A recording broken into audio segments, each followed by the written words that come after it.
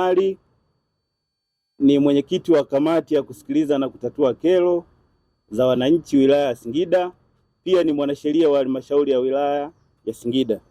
Mheshimiwa Mwenyekiti, kamati ya kusikiliza na kutatua kero za wananchi imeanzishwa kwa mujibu wa sheria. Pia kipekee nichukue fursa hii kumshukuru Mheshimiwa Dr. Samia Suluhu Hassan, Rais wa Jamhuri ya Muungano wa Tanzania kwa maelekezo ya kuhakikisha wananchi wanasikilizwa na kero zao zinapatiwa ufumbuzi.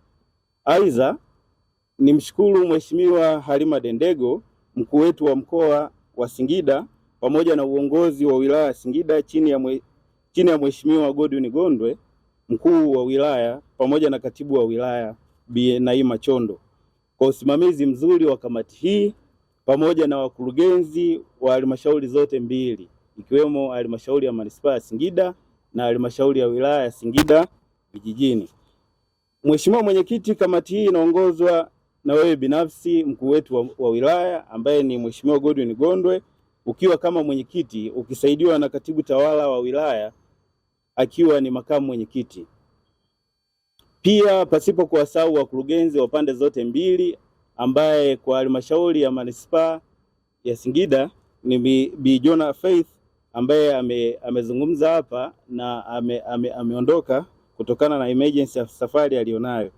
Pia kwa halmashauri ya wilaya ya Singida vijijini tunaye mkurugenzi wetu bingwa kabisa Bi Esther Chaula. Tunamshukuru pia kwa kutupa ushirikiano katika kamati yetu ya kusikiliza na kutatua kero za wananchi.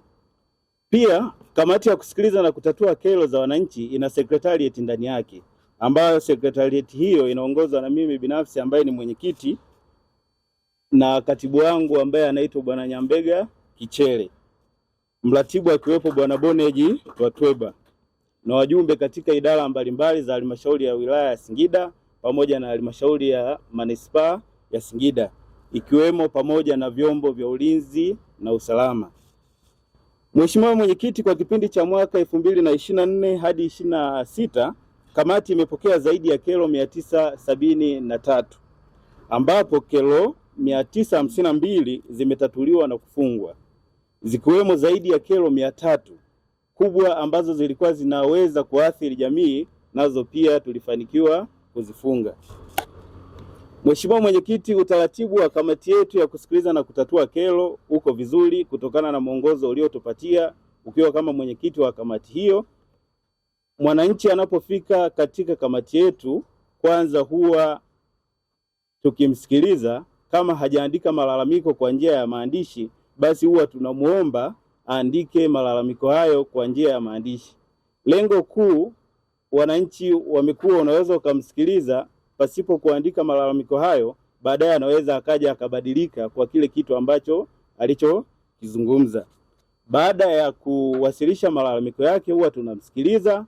Baada ya kumsikiliza tunaalika upande wa pili ambao wanaolalamikia, tunawaita, tunapanga tarehe maalum, tunawasikiliza pande zote mbili na wanawasilisha nyaraka zao kama ni ushahidi upo, na tunawasainisha katika mihutasari yetu katika kamati yetu.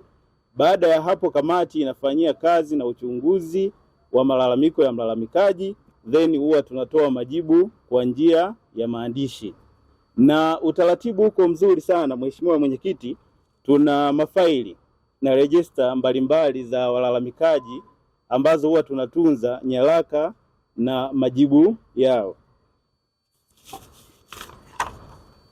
Mheshimiwa Mwenyekiti, baadhi tu ya kero ambazo ni kubwa zilizofanikiwa mbele ya kamati hii ni miongoni mwa kero moja ambayo iliwasilishwa na mzee anaitwa Said Porindani akiwa pamoja na Shani Mustafa ambao ni wakazi wa Ipembe.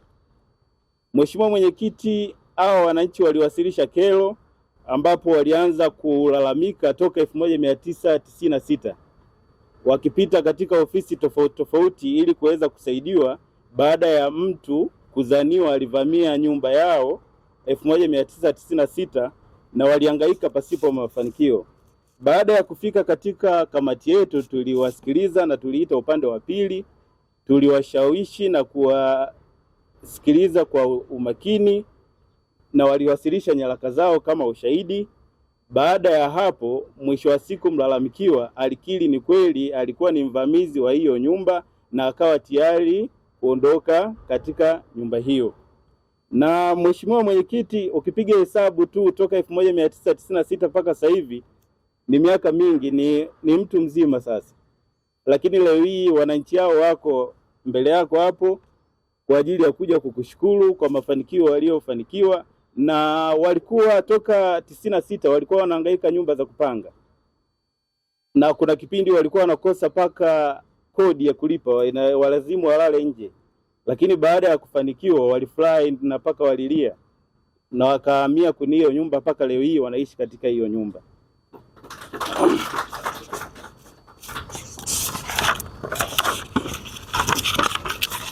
Mheshimiwa Mwenyekiti, kuna mwingine mwananchi anaitwa Yohana Shango, mkazi wa Muganga. Huyu Mheshimiwa Mwenyekiti alimpangisha mtu katika eneo lake la kibiashara kwa makubaliano ya kufungua ofisi, lakini cha kushangaza mama huyu alipata matatizo ya kiafya, alienda kutibiwa Dar es Salaam. Baada ya kurudi alikuta yule mpangishwaji amefanya maendelezo pasipo ridhaa wala ruksa ya mmiliki wa eneo hilo. Pia mkataba wa upangaji ulikuwa umeisha kwisha. Mama huyo akawa yuko tayari sasa kuondoa ile nyumba pale mbele ya nyumba yake ili aweze kupata haki ya kutazama barabara. Cha kushangaza mpangishwaji huyo alikataa na alianza kumsumbua, kwa sababu mpangishwaji huyo alikuwa amesoma masuala ya kisheria. Alianza kutumia mianya ya kisheria dhidi ya mama huyo na kuanza kumsumbua takriban miaka 5. Lakini baada ya kufika mbele ya kamati hii, mama huyo tulimsikiliza na tukufuata utaratibu wa kisheria, kwa sababu ndani ya kamati pia tuna wanasheria. Tuliandika notice dhidi ya mpangishwaji huyo. Mwisho wa siku alitoa vitu vyake pasipo kumpa taarifa mama mwenye nyumba, na mpaka leo hii mama alishafaidika na hilo eneo na alishafanya maboresho ambayo alikuwa anahitaji. Mama huyo, Mheshimiwa Mwenyekiti, pia yuko mbele yako hapo. Mama simama pia, Mheshimiwa Mwenyekiti yako.